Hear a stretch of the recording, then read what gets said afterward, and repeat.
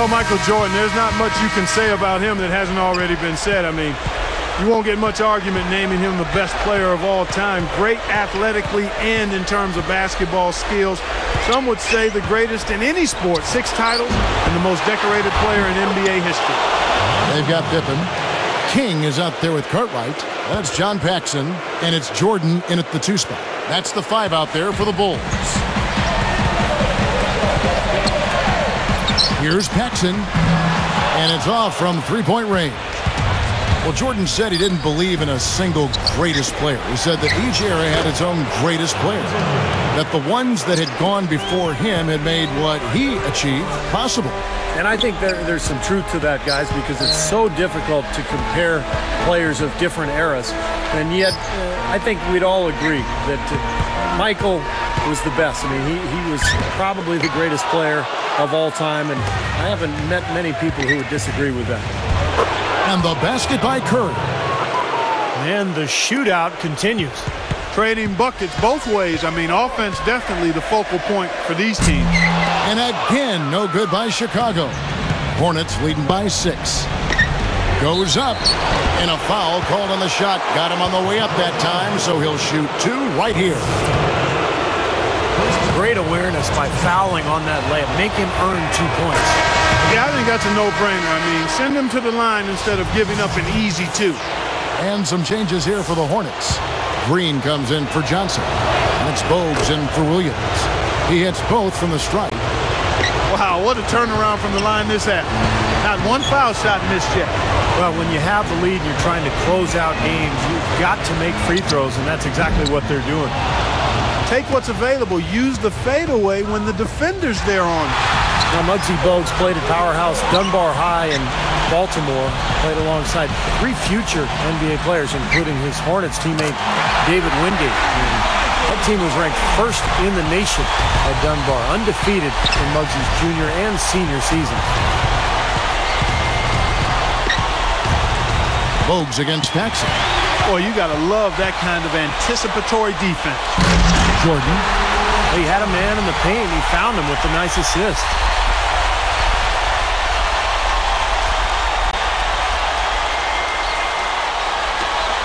Now, here's Bogues. It's stolen. Outside Pippen. Pass to Cartwright. Back to Pippen. And he banks in the layup.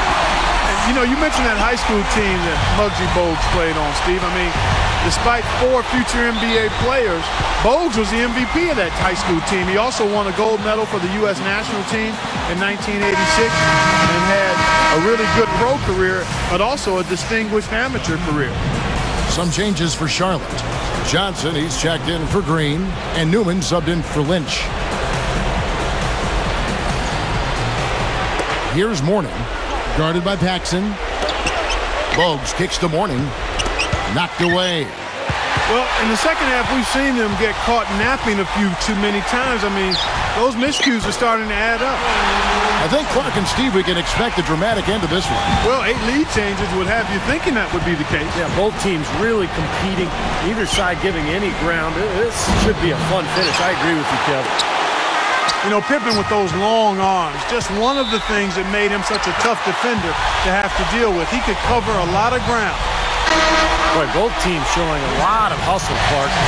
Steve, especially since halftime. I mean, they're flying around out there, giving up a lot of energy and putting together a pretty good show. And the Hornets making a change here. Gill's checked in.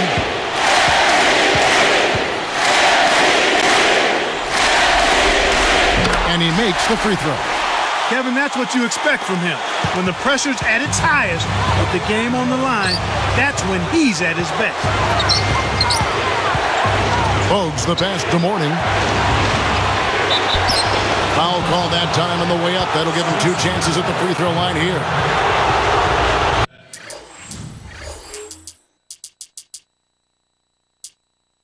So far in the game for Mourning, he has 9 points, and they've got to be happy with his work on the glass, too.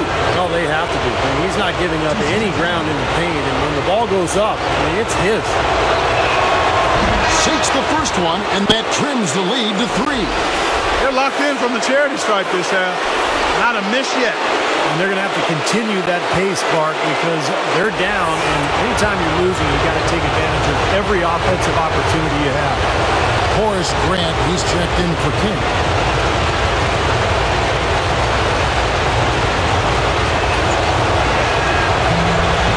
That one falls, so he hits both of them. Huge free throws right there to trim the lead. That was just what was needed. Backing down is Jordan. He goes up. Mourning, the ultimate warrior, sends the shot back. That's so tough to get anything past Zoe in there. And Clark, they've been a little too casual with the ball out there. Yeah, I think so. Too cool. I mean, just not forceful enough, not alert or aggressive enough. And sometimes trying to do too much with the basketball. Sometimes you just got to make the easy pass. Somebody's open, throw it to them. When you do that multiple times, the game starts to find a flow to itself. And it's the Bulls with the ball. Following the bucket by the Hornets. Curry meets him. Fader on the way. That's good. Jordan's got 43 points.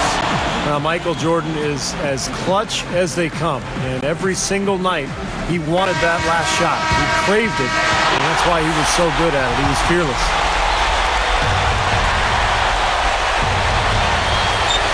Here's Mourning. He's against Cartwright. Bogues, guarded by Paxson. Bogues kicks to Johnson. The rebound by Jordan. And I think whichever team starts to dominate the glass could really take control of this game. I won't disagree with you. I mean, it's so tight between these teams right now on the board that you're just waiting to see which team might pull away.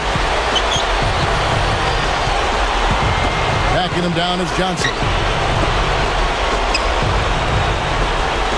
He's covered by Grant. And Johnson with the stop. Well, that's a dunk you will not see very often. You won't pass that one by. No doubt about that. I wish he would, though. You can never see too many of those. Shot clock and game clock separated by less than 6 seconds. Grant with a screen on Johnson.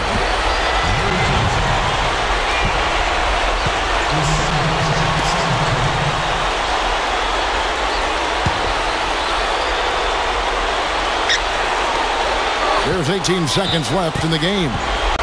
And they need to stop the clock, so there's a foul.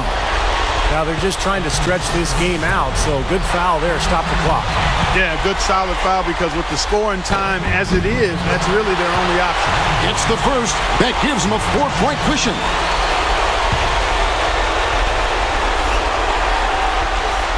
Gets them both, and it's a 5-point ball game. Kevin, that trip to the line was huge, and he builds their lead to 2 possessions. Charlotte calls timeout. They're trailing by 5. 17 seconds left here in the fourth quarter. Guys, what's your take? Well, if they can get some points out of this timeout, they've got a chance here. It's out of their hands. They don't control their own destiny, though. The other guys make their free throws, and that's it. It's over. And an intentional foul right there.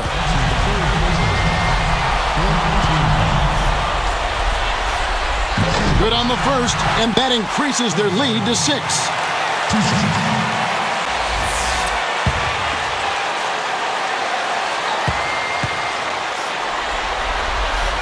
Perfect from the line, and it's a 7-point ball game. Charlotte calls timeout. They're behind by 7. 6 seconds left in the fourth quarter. Guys, what do you think? Well, they're going to need a miracle because this one looks like it's just about over. Steve, more than one. They'll need a few of those miracles. I think we're done here. Here's Mourning, and so it's Chicago winning this one. Yeah, they protected their home court against the Charlotte Hornets. No surprise there. Repeat NBA champs. And they're always tough on their home floor. The Hornets gave it their all, but came up short. Well, that'll do it for us for now, and the look at the incomparable Michael Jordan. For Clark Kellogg and Steve Kerr, this is Kevin Harlan saying, thanks for watching the NBA's greatest on 2K Sports.